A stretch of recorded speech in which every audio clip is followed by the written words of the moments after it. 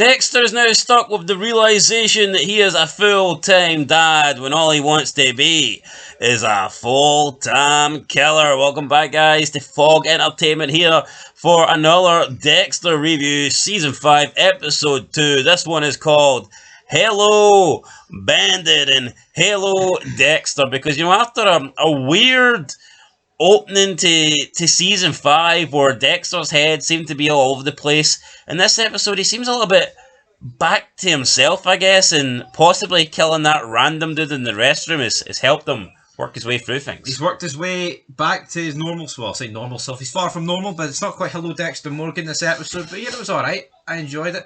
Season 5, like I predicted, I thought it would start good, because how could you follow up Season 4 by being automatically shite, considering how good it was? But at the same time, it does feel different. But that could... Is it different because of showrunners, or is it different because it's just a gaping hole in Dexter's life? Could be that. Bit of both. Could also be the fact that you are coming off, like, probably...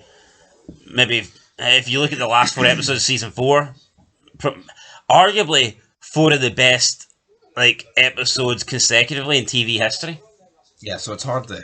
So, I mean, to follow that up is going to be hard. But, yeah, Dexter and Debra, they bring the kids back to the apartment. Cody seems alright with it. I mean, apart from the fact his mother's dead. But Cody obviously loves Dexter, likes being with Dexter. Aster's acting like a... I mean, I get her mum's died, but she is acting like a little bitch. She's been unfair on Dexter. Yeah. It's not his fault. But see, at the end of the day, what can Dexter do? He's not her father. Yeah, but he's not Cody's father, and Cody's making things easy for him. Yeah, but it's like, how far does Dexter push? Now, is it because Aster's older and she's just getting to that stage? I mean, possibly, but you almost feel like she does kind of blame Dexter. She pretty much said in the season opener that it was Dexter's fault. And who, you know what, see if Dexter just killed the Trinity Killer when he had the chance. I mean, Dexter could have just took out Arthur Mitchell straight away at the 4 builds, the 4 walls, and that would have been it. Could have let him fall. Could have let him fall, could have took him out, could have done all these things, but nah, he had to get to try and learn. Oh, I need to learn how Arthur Mitchell, the family man, how he butters his bread, you know, his toast. And in the end, the only thing he learned was how to kill his wife in the bathtub. But Dexter starts looking for a new apartment. We see some of the prices here, and I mean, it worried me because Dexter's looking at houses that I would probably look for, and it's like, this guy's got a much bigger salary than me. But you know what? Maybe Dexter's trying to downgrade, because we see that he was looking at houses around the $950 mark, which is not a lot for Dexter, considering he is a blood splatter analyst. Gotta look after those kids, player. So yeah, maybe Dexter's looking to downgrade. Maybe Dexter's not looking for the the fancy life. Maybe he doesn't need a great house, a big expensive house. But I mean, he does need something for the kids. He says he's going to swing by the house tomorrow, pick up some clothes. Aster wants to go, but Dexter pretty much says, nah, it's not a good idea because of what happened to her mother there. Which of course, I agree with Dexter. I mean, I doubt that. But the kids are adamant. They kind of wanted to go. Yeah, but at the end of the day, they're kids, like, and they kind of have to be told. So yeah, but maybe Dexter's like, here, your mother was killed in that house. Do you really want to go? Well, that's what he was saying. Yeah, no. So I'm saying it rhetorically. You have to hit it home though. You do not want to go. Yeah, well, Dexter said no, and that's pretty much... He's final. He's the final boss. Yeah, what Dexter says is, well, you might mess with him. Like, see if Aster and Cody knew what he got up to in his spare time. I bet you did. Yes, sir. We'll sit in this shitty apartment. I bet you they would accept it, wouldn't they? We then see Dexter finally sit down with the FBI, and he loses his temper. He thinks that the FBI are accusing him, or at least insinuating that he could have something to do with the death of Rita. He says that he never had anything to do with it. He talks about his boat and that he was there. They say there's no proof that he was there during a certain time, but he is adamant that he never had anything to do, so he like loses his temper. And they tell him to calm down. It's like, don't worry, we knew that you were at Arthur Mitchell's house. And he just like shits himself. But then they follow up by saying that they know he was at Arthur Mitchell's house during the raid because he is, part of the team and the task force. The task force, and at this point, he's like a sigh of relief because, I mean, he kind of thought that he was done for. I tell you what, he was nearly done for at Arthur Mitchell's house. It was Yeah. probably the quickest save I've ever seen in my life. They ask why Arthur Mitchell targeted Rita, and he's like, because he's a serial killer. Yeah, I mean, it's pretty... a pretty obvious reason. What else are they saying? Expect them to say?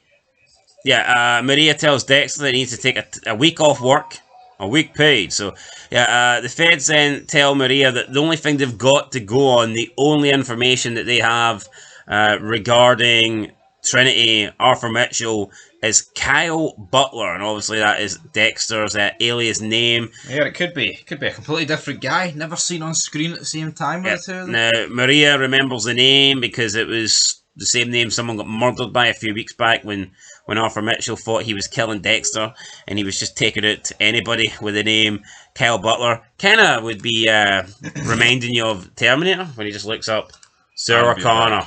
I'll be back, cunt.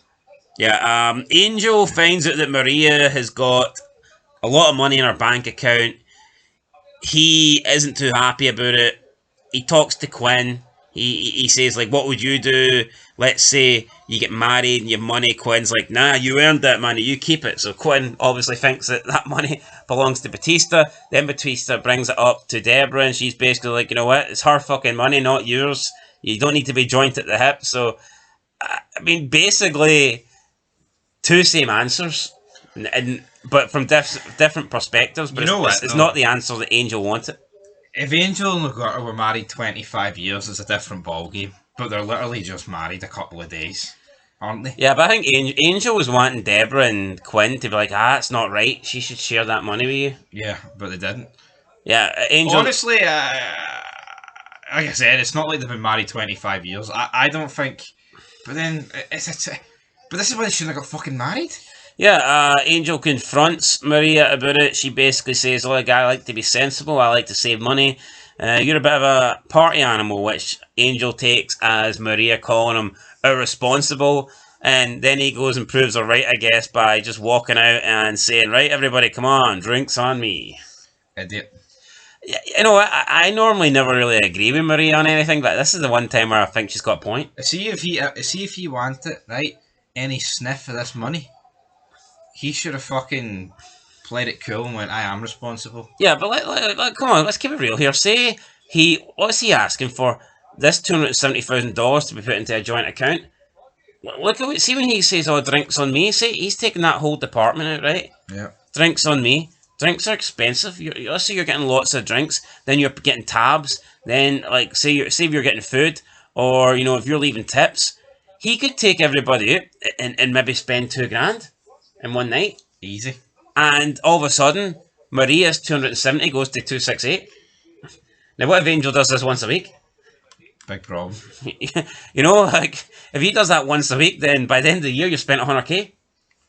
And you got to factor this in, though. But obviously, they got married in a rush. Then Dexter goes to get a moving fan to rent because he needs a fan to move his stuff, but he sees a blood stain on a 14-footer. Now, the fan renting guy says, well, since you're not getting much stuff, you probably only need the 12-footer, but Dexter's not interested in the 12-footer because the 12-footer's clean. The 14-footer's where it's at. It's got blood, it's got jam in it. It's got the blood, it's got the good stuff. Dexter then goes back to his house, picks up some things. Elliot calls over. He tries to put the differences between him and Dexter behind them. He talks about being a single parent. It's tough. Elliot's kind of like, you need to step up a wee bit here. If you need any advice, I'm willing to help you. But Dexter just wants him out. He drops his cutlery, and there's a big, sharp kitchen knife. And, it looks like, Dexter seems tempted to kill him here. Which is the kind of first time you've ever really seen Dexter attempt to, or even consider killing someone who's completely innocent. I think. Yeah. This is the closest I think we've ever seen. Now, maybe I can't recall if I'm wrong, but this is like the only time I've ever seen Dexter momentarily even consider killing someone that does not fit the code at all. Yeah, because obviously the guy last episode, scumbag, like we said in the review, I'd be shocked if that guy wasn't worthy of something. But Elliot, all he did was plant one on Rita's lips and she allowed it, kind of, half a chance of adultery, but no real. Yeah, that's not. Killed, I don't think. If Harry's going to let adultery be on the code, then Harry would have been fucked. Harry certainly didn't. He didn't approve that. Definitely not. Absolutely not. Harry would have died a lot sooner. Cody and Astor their grandparents are helping move stuff into the apartment. It's becoming a madhouse. Debra doesn't really want to live there in the meantime. So Quinn offers her a place to stay, and in the end, she takes it. Dexter also brought some clothes back from the house, but Astor's complaining it's not the clothes that she wants. She says she can't wear these. Dexter says, don't worry, no one's going to even notice you. And I mean, he's trying to say the right thing, but I guess he says the wrong thing. But what do you expect for a guy that told the kids that their mother was murdered while wearing a Disney hat, you know, Mickey Mouse? Again, but what's fucking so bad about this? Oh, you won't be noticed? Well, that's a good thing. Why do you want to be noticed on your return to school when your fucking mum just died? Yeah, I know, but I think it's more along the lines of, oh, you know... No one cares about you. Aye, that's how she's taking it. Which is just pathetic. Well, but then that's up to him as well. He's like, I didn't mean it and no one cares, but you wait, it's like, no one... Hopefully you'll stay under the radar. Dexter then takes Harrison out into the 14-footer, and he looks at the blood, and he does a little bit of investigating. Says, it's probably just someone cut themselves. Could be animal blood, but no. Turns out it's human blood. And the last person to rent the van is Boyd Fowler. And Boyd Fowler is a dead animal pickup. So Dexter then, I guess Dexter kills a raccoon or something, or finds a dead raccoon and plants it in the road. And this guy quickly points out that it wasn't killed here, it was actually planted here. He's like, little guy, good at his fucking job. Little guy put up a good fight here. He's got defensive marks on his paws, and so Dexter, he had appreciation, I think, for Boyd Fowler's awareness. Yeah, it's like you feel like this guy's almost in the wrong line of work. Like Dexter's like, here, anyone low skilled can do this job, but if he can point out defensive marks on an animal, surely he can do it on a human. But like Dexter going to a crime scene, isn't it? Aye. You know what I mean? So maybe if Masuka gets fired for, you know, a lot of things that Masuka could get fired for, then maybe Boyd Fowler could be Dexter's new partner. But Dexter decides that he's going to investigate him further because he is weird. We see Quinn, Debra, and Angel. They arrive at the scene of a murder scene in Venezuelan neighborhood. So they've got like a decapitated head of a female victim. Quinn believes it's a drug killing. Masuka says the head was cut off while the woman was still alive. A local cop we get introduced to, I believe maybe she's Venezuelan as well. This just screamed fucking filler to me. The amount of focus on her face is like, well, obviously she's got something to do with it. It's like, come on, fucking reel it in here. Yeah, she says it could be something to do with a cult, but Debra thinks it's more along the lines of like a drug deal, or, you know, someone that just didn't pay. But nah, this Sierra is adamant that it could be a religious cult thing. So yeah, we'll see. The body's then found at the other side of the park, and I believe the husband is found as well. And dead. Quinn's like, oh, looks like, you know, family, girlfriend, boyfriend, revenge story, as it shows you that cop's face, like, who's done it? Who's done what? I wonder who's done what. Could it be Quinn just doesn't really care, and he's like, yeah, let's just wrap up. This is it. This is fucking shite. Let me get on the trails of Cal Butler here. Let me piece together these fucking free photographs. Yeah, we then see Dexter talking with Astor and Cody, and they get some counselling, and in the end, it turns out Cody and Astor are going to go and live with the grandparents, which Dexter isn't too pleased about, but at the same time, I wouldn't say he's devastated, because this just frees him up. He's like, oh, it's not that long a drive, and he's like, oh, but it's 5 hours, Dexter. Yeah. It's a pretty long fucking drive. Yeah, we had a scene where Astor put it. I mean, it seemed like she was coming around and that she was beginning to warm a little bit more to the idea, but then she put out one plate more. Dexter told her not to worry about it. They then got into an argument. Astor blamed Dexter, but Cody said it was kind of both of their faults, and he stormed off. And I mean, that was like the final straw. That's what, I guess, led to the grandparents just taking them. What about Harrison? Was he not allowed a plate? Oh, very, very true.